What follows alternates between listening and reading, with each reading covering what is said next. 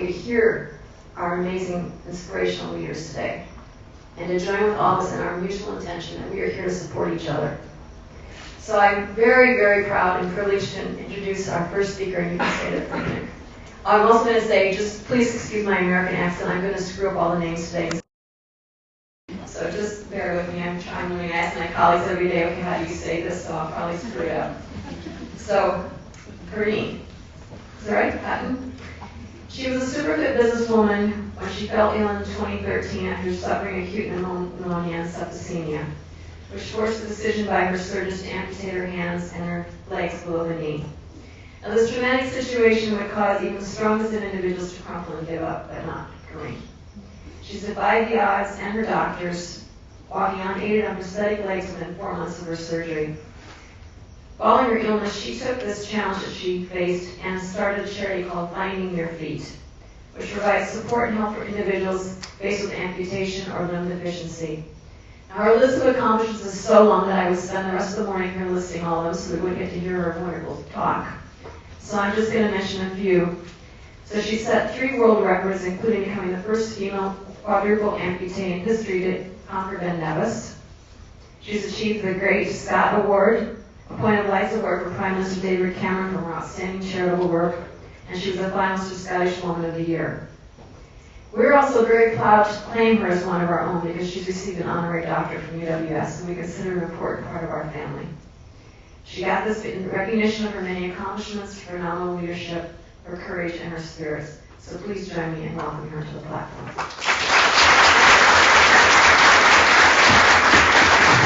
Thank you very much, Catherine. Very warm welcome, and I love coming back to UWS any chance I get. I have a strong warmth and bond with the university, so thank you very much for inviting me. Thank you, Linda, for organising me and getting me here. So, and I appreciate that moment as well to stop and think. I'm very, very guilty of 100 miles an hour racing through life, and I very rarely stop to think, what do I really want to achieve today? And apologies for the inspiring outfit, but I'm leaving here to go to a funeral, so I hope in my day I managed to achieve that, being a good friend this afternoon, and also this inspiring label that you've given me. I've got this pressure on me now to try and be inspiring. And I thought about this when I first got the email and the request to come. I just, once you picked yourself up off the floor laughing. I don't know if there's anybody that will walk in here today and think, yep, I'm inspiring, off I go. I am that inspiring person. I know I'm not of that opinion about myself at all, and I know how I feel most mornings when I get up, and how I need to drag myself to do some of the chores of the day, and the efforts of the day, juggling and being a mum and the house and the job and the amputees that I work with. So I don't feel inspirational. I started to look it up. I went to an awards ceremony actually in London a few months ago, and it was Daily Mail's Inspirational Women Award or something. And I was really surprised to find that when I was sitting with the other women, we were all cringing. Every one of us is cringing, thinking, inspirational, oh my goodness. One in particular, CJ had set up a charity, Sal's Shoes, for little shoes that were not used in chapatis around the world. But she'd said to me, I'm really struggling with this. I don't think I can stand up and claim to be inspirational. But she went on to tell me that she'd looked up the definition of inspirational, and I did this again last night just to make sure that I had it right. And there's lots of different words for inspirational, usually inspired by inspire. So it took me a wee while to try and find other words. But I found last night the definition of inspire, and the words that I liked were to provide hope and to provide guidance. And that sits a wee bit better with me, because if I can stand here in front of you and help you provide hope, give you hope that perhaps you can overcome something, if I can perhaps show our amputees the way, then I'm happy with that. So that sits a bit easier with me. So that's the way I'm going to go for hope and guidance, if that's okay. Your hope and guidance celebration today. Thank you very much. And I brought this fridge magnet with me, but you're not going to see it. And maybe I should have put it on my slides. But I was thinking about it again last night, thinking what we're going to say. But this one sits on my fridge every day, and I bought it for a friend who who had a very bad experience with cancer and had to endure it for years and years before we lost her. But I bought it for Patsy, and it says, "A woman's like a tea bag. You never know how strong she is until you put her in hot water."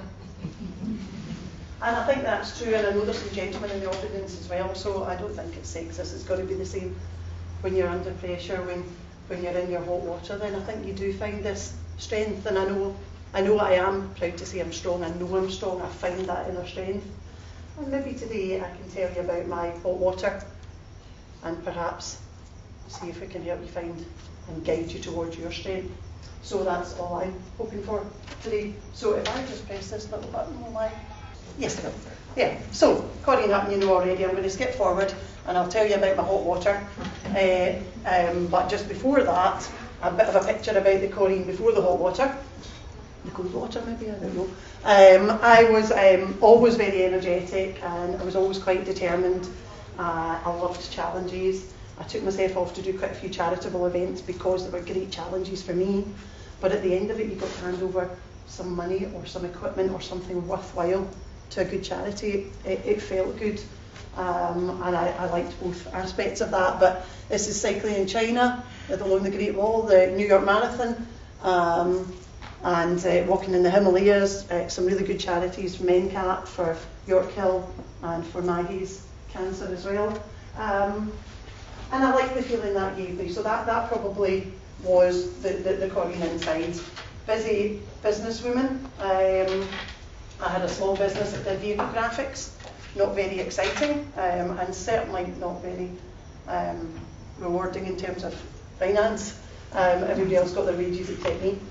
And then sometimes I had to bring money out the bank to pay the wages anyway. So yeah, but that was life before, and I think this one, sorry, this wee button isn't right from there. Hopefully get there. I don't know, I won't. Sorry, I thought I'd another picture in between. I'll get to that picture in just a wee second and show you then. So yes, the picture I was missing there had 3 pictures of Corinne sitting with a champagne glass in various different scenarios, and that probably was me. I lived life. I always tried to pack as much into life as I possibly could. And then let's go back to the hot water period is coming up for the 5th anniversary, June 2013. And what happened with me, like I said, I was fit and healthy. I wasn't super fit and I wasn't an angel. I liked to tipple, but I knew how to look after my body generally, and I tried to get the best out of it. But this one period I had this cough. Sorry? Oh, I don't. Excuse me, Val, I don't want that scene. Hello everyone, I'm going to start again. Yes, this one period that we're referring to, my hot water, I had a cough. I had, a bad cough. It was a bad cough.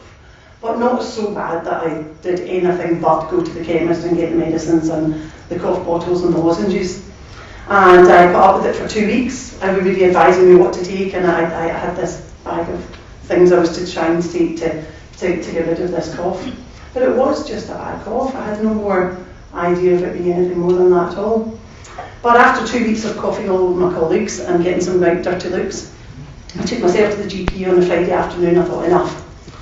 It was to be a big, big weekend in my life. It was to be the Luchwinnock Gala Day. It doesn't get any bigger than that. It was also to be really, really sunny and warm, and I desperately wanted to feel better for that. So I got myself to the GP, and he checked me thoroughly, and he agreed with me that what I had was now a chest infection, and I needed antibiotics to get rid of it. So, unsurprisingly, got the antibiotics, and I took the antibiotics and fully expected to be better the next day. But unfortunately, it wasn't to be like that. The next day, I wouldn't even say I felt worse, but I knew I was feverish. I knew I didn't really want to get out of bed. I had been vomiting blood, which is never a nice thing, certainly not with a 4-year-old running about and trying to jump on your bed and things. So, but even then, I believed the antibiotics would kick in. They just hadn't yet. But thankfully, I had a friend and a mother that bullied me to get onto NHS 24. And I spoke to them, and they were similarly unfazed about it, I suppose. They agreed with me that the antibiotics would kick in and maybe they just hadn't yet, but fortunately they did add in, the very last sentence was, why don't you just come and see us and let us check you over anyway. So I got myself up to the RAH in Paisley. I knew I was lightheaded, I knew I was feverish, but that all figures, doesn't it? You've got an infection. So I wasn't surprised at all that, particularly hot day as well. But I barely made it in to NHS 24. First of all, I went to A&E because I didn't know where to go. And they said to me, no, you need to go across to that other door, which is, I don't know, 50 yards away. How old am I? 50 yards? Sorry. Just pretend I said 50 metres there then, right? And I barely made it in the door to NHS 24. I knew I had to stop and hold on to a barrier for a wee minute. I knew I was really weak.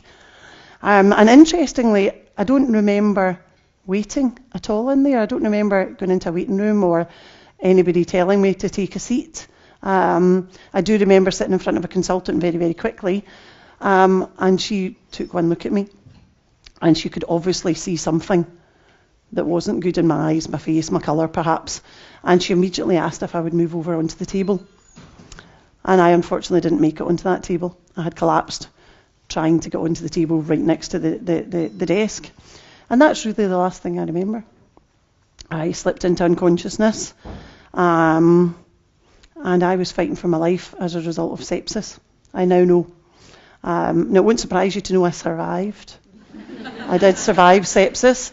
44,000 people a year in the UK don't, so I am very grateful that I'm here to tell the tale. But not before going through a horrific night where I wasn't expected to survive at all. Literally every one of my organs had shut down. And this sepsis had joined together, well, it had been caused as a result of pneumonia and strep A, which apparently lives in us all. But when the two get together and get into places they shouldn't get, perhaps lesions in my lungs, the result was sepsis for me. And literally that Saturday afternoon I was dying. And my family were told to expect the worst. They were told to make arrangements for Rory. My young brother was on a flight from Dubai with his black suit. I'm kind of torn between trying not to sound too dramatic and really trying to give you an idea of how it feels. My brother, here's a good wee dig to say, my brother wrote the opening section for my book, and he talks about, he talks about standing with his forehead on the wall, just trying to find some kind of strength to help the family through this. They're asked to sign organ donation registers and sign my organs over to people.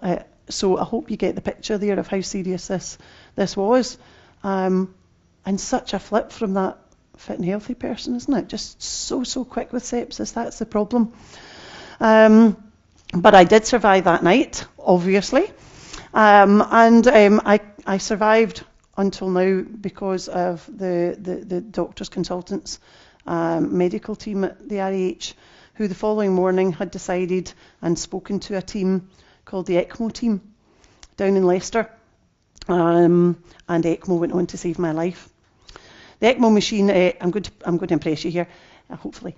Extracorporeal membrane oxygenation, ECMO machine. Basically, what it does is it takes the blood from your body, it oxygenates it, it chills it, and it pumps it back around your body. And in my case, that would allow my chest, my lungs, my heart a rest.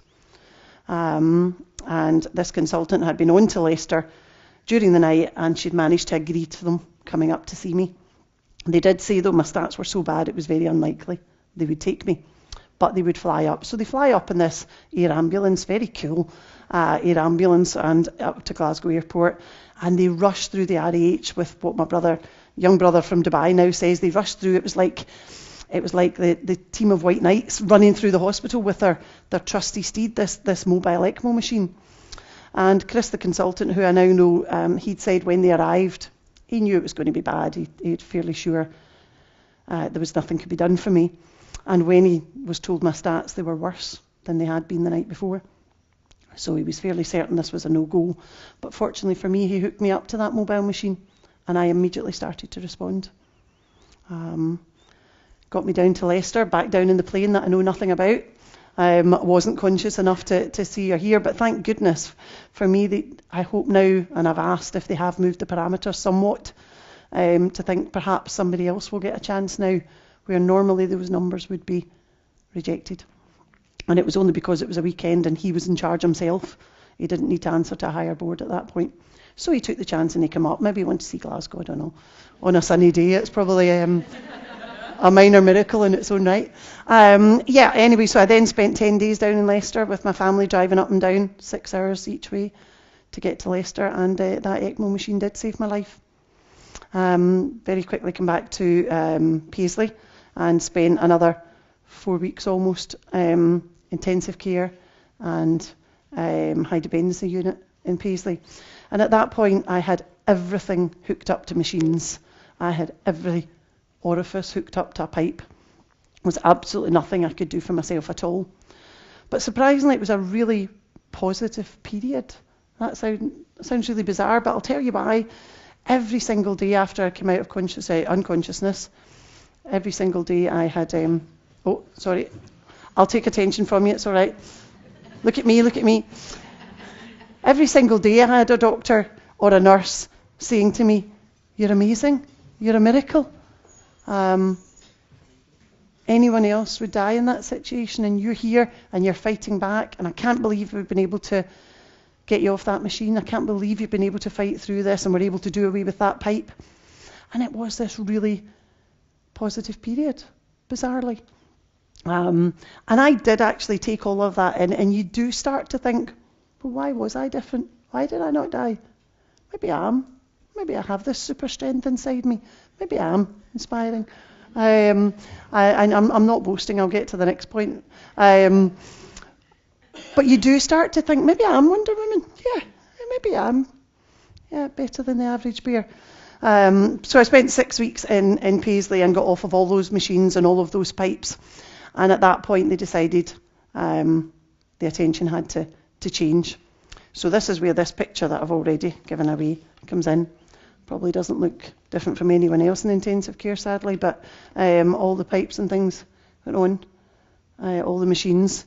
But I also went on to one of the problems with not so much the ECMO, but perhaps the sepsis, maybe a combination of the two.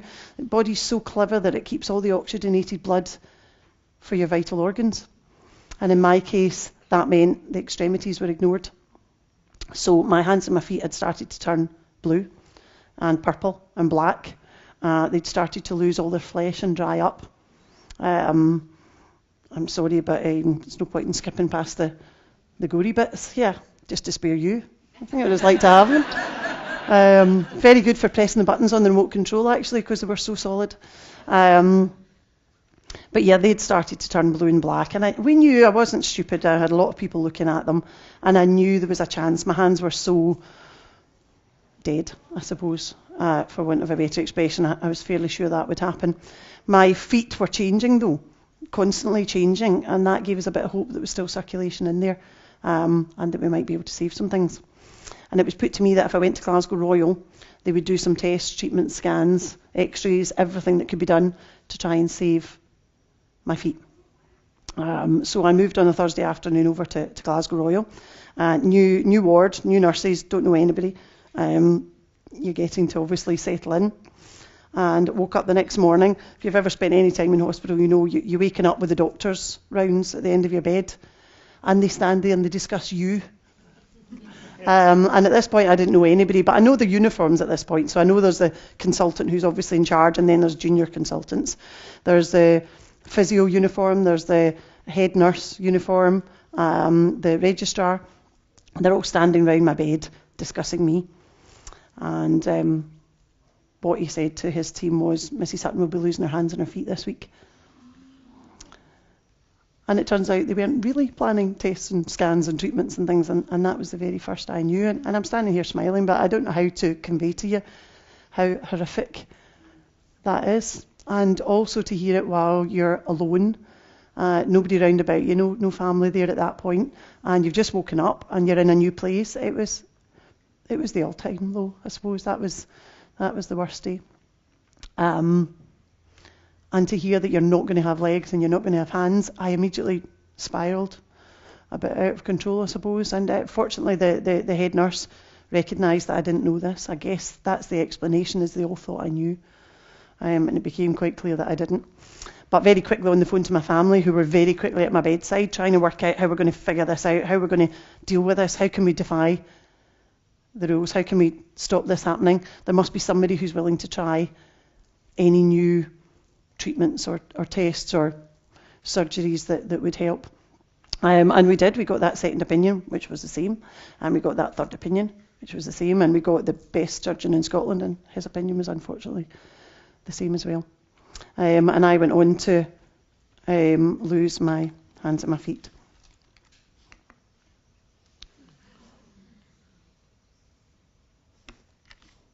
And the results here.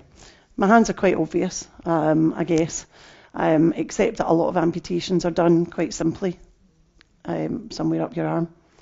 I had this top surgeon in Scotland who was desperate to try and preserve anything that was worth saving in my hands, so I'm left with these awkward shapes, but the reason for that is that he saved everything in there that wasn't dead. I was then left with a lot of exposed bone, tissue, muscles that needed covered up. This hand here, they gouged out my lower arm, the tissue from my lower arm, and they twisted it around to cover up the exposed tissue on the top. So I have both wrists and I have a palm of my hand here. This hand was slightly different. For some reason I'm not very sure of, they decided what to do there was to slit a hole in my thigh and stick my hand in it and sew it up. And I spent three weeks in this position. And the idea was that the skin would grow over the exposed tissue and become the skin of my hand, which is obviously what happened. So this, in fact, is my thigh, and it's still quite wobbly. And there's a mole there that I very definitely remember being in my thigh. And at the same, staggering. At the same time, they took a big gouge out of my thigh, which is super. And if they'd done it on the other side, I might have been better pleased. But anyway, so this was the end result with my hands. And Prof Hart was so super in his job. What he had envisaged for me was that in some time in the future, I might be eligible for hand transplants. So he saved everything that was going to be relevant and everything that could be attached to donors' hands and make life better for me and quicker for me in the rehabilitation from hand donation. My legs were a bit more simple in their amputation here. But there was parts of my feet that were savable, parts that could have been kept. But they'd said to me, if you do that, you won't walk. You'll be working out different orthotics and different equipment to try and help you walk. And in 6 months' time, you'll be back here saying, please take them off. So we thought about it and decided that was probably the best thing for us. And I lost my legs at the shins. And as you'd heard Catherine say, very quickly got fitted with prosthetics that I'm now strolling about and turning over and stumbling on, which is unusual, sorry, but it's just got to keep moving. You see, it's easier to transfer the weight, so I keep moving, hence the mic. So yes, I'm very lucky to have prosthetic legs that can help me do all the things that Catherine had said. I am very active again, and it's really, really important to me. But there was a time lying in hospital where I felt utterly useless and utterly worthless. I wasn't sure what I could become. I wasn't sure what I'd be able to do. I wasn't sure if I could be a mum. I wasn't sure if I could go back to work. The thoughts that go through your head. I remember thinking I'll never wear a flip-flop again. Bizarre, but true. Also true.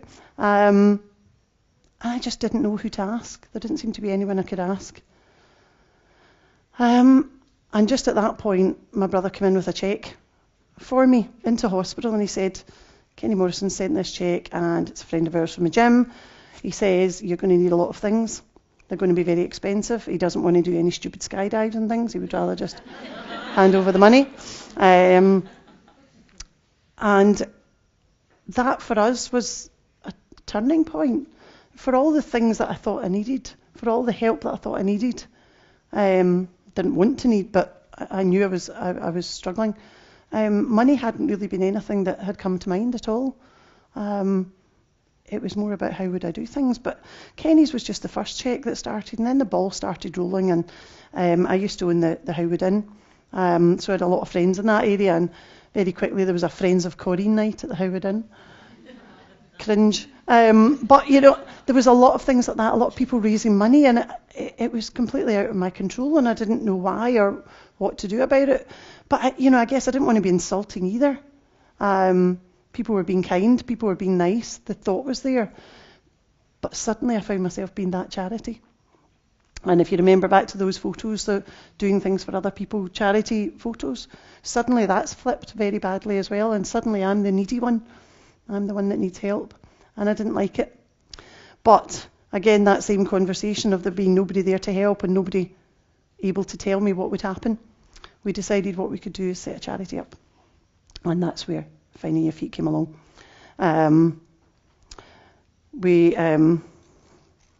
My brother helped me escape one day to go and see Touch Bionics in Livingston about bionic hands. And on the way, his son, my nephew, had said, "Oh, can we go to McDonald's?" So we went into McDonald's, and I don't know if you've ever tried this. I wouldn't recommend it, but going into McDonald's in a wheelchair, you might know, Stuart, do you? Yeah. If you go into McDonald's in a wheelchair, everything's fixed seating. It's very difficult if you're in a wheelchair. And there was these two ladies sitting at a table with loose chairs, shall we say. And they stood up and said, please have our table. And I'm far too proud for that, aren't I? No, thank you very much. That's very kind of you. We're just trying to find our feet. And my brother started to laugh because I'm sitting there quite obviously with no feet. A bit like that photo there, all bandaged up. And he laughed. He said, "You can't say that. You have no feet." Unfortunately, the ladies laughed as well. So we had a moment, but he did say, "What a good name for your charity, though." So we now have Finding Your Feet charity. And I won't bore you too much with it, but I am very proud. Finding Your Feet, I thought, was set up originally to help people through those moments. So I do go to a hospital, and I tell people either what to expect or immediately after, if I can offer some hope as to what you might be able to achieve. And not to go in and say, "Hey, I'm breaking records and you need to be like that." Everybody's different, I get that. But to go in and say, "I've managed to get back a very positive version of myself, nearly as identical as the previous one." And that's the point when I'm talking to people, is to try and get them to find their own feet. And we can help them directly. There might be things that they need directly, equipment or services that they need directly. We also offer clubs and activities that drag people out the house. Started off being really high impact ones, really energetic ones, and then I realised there was a whole portion of people that perhaps weren't in that category, with vascular problems and diabetes. Then perhaps you're not of that mindset. I've also got cancer patients, leukemia, accidents, emergency trauma, sepsis. There's so many different reasons for amputation. So we put these clubs on, and we do drag them out from under the duvet, and we don't allow them to be negative and depressed. Or if they are, then we try and cheer them up for that 1 or 2 hours. And March was the very first month that we achieved 50 classes in the month. So it really has grown arms and legs now, I can say that. It's really grown arms and legs now, and we're helping so many of the amputee community.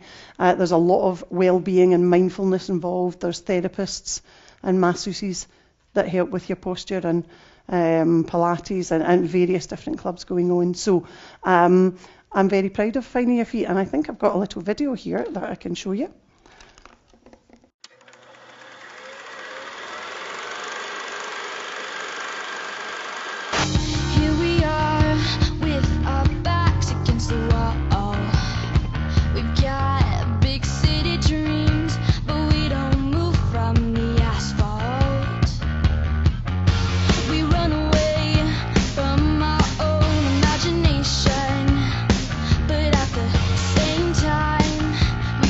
This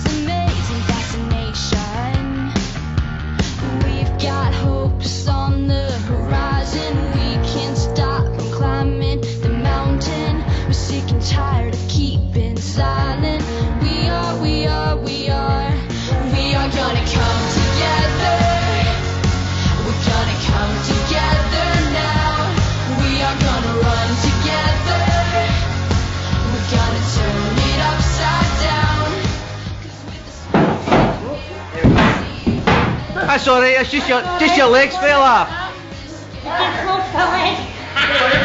You've, let's wait and hold this. Keep going. Aye. So you keep going. Don't stop because your leg fell off.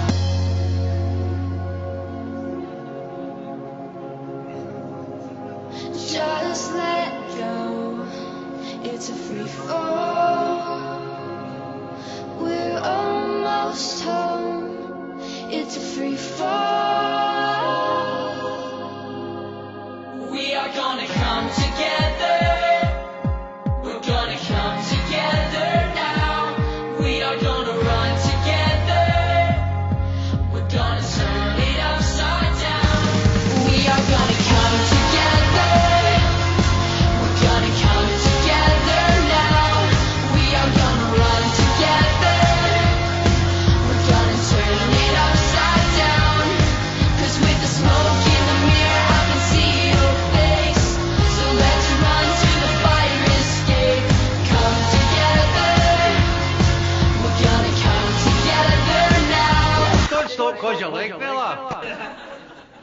I think that video shows Find Your Feet better than I could stand and talk about and it's done in just a few seconds as well. So that is Find Your Feet. There's a wee bit more to it than that as well. We do lobby government and we try and improve conditions for amputees as much as possible as well. Prevention, if at all possible. Because of my sepsis, I don't know if you remember, a few months ago the Scottish Government, October, November time, Scottish Government came out and said they wouldn't be raising awareness of sepsis, which I thought was quite bizarre without being political. I'm not going to move into political mode at all. But who would come out and say we're not going to do something? You wouldn't. You would concentrate on what you're going to do. But we did a video for sepsis, which was basically the symptoms to look out for. And we put it out there on social media and it went viral within a day or two. It's just incredible. It cost us absolutely nothing to do. And you're able to raise awareness just like that. But as a result, with ourselves and one other sepsis charity, we managed to convince the government to do a U-turn. And they did the big sepsis campaign in February and March this year. You might have seen it in your doctor's surgeries. It was on the radio stations and things. And if we can try and improve conditions or try and stop these things happening, whether it be cancers or meningitis or whatever, you know, I'm not claiming to be a doctor, but anything at all I can do to help, I want to be there. I picked up a cheque from students at Glasgow University a couple of weeks ago, and it was the medical students, and that's the ones of the future, isn't it? It's them that's going to cut those numbers down. Very, very honoured to be amongst them. So yeah, that is Finding Your Feet. And what can I say possibly to get back to the inspirational point that we were getting at earlier? I think there's a photo here.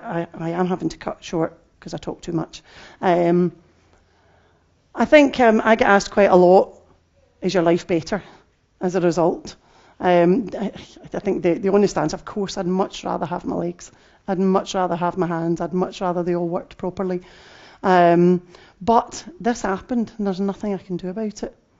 And I guess it's hopefully the resilience. I go to schools and talk a lot about resilience, this new word as well, but it's the bounce back, isn't it?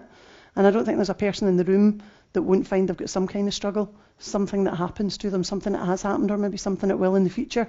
Hopefully it won't be anything like sepsis and amputations, but at that point you've got to find your inner strength, and I believe it's in us all. And I think that was all I hoped I could pass on to you today, if at all. I'm not special. I'm not any different from anyone else in the room. I just dig deep to find that strength, and I'm so determined to have a life. Not just because I get a second chance, that is me, but I know I've got this chance of life, and I'm damn sure going to pack it full. And maybe that's what you could take away from today, is that little bit of hope.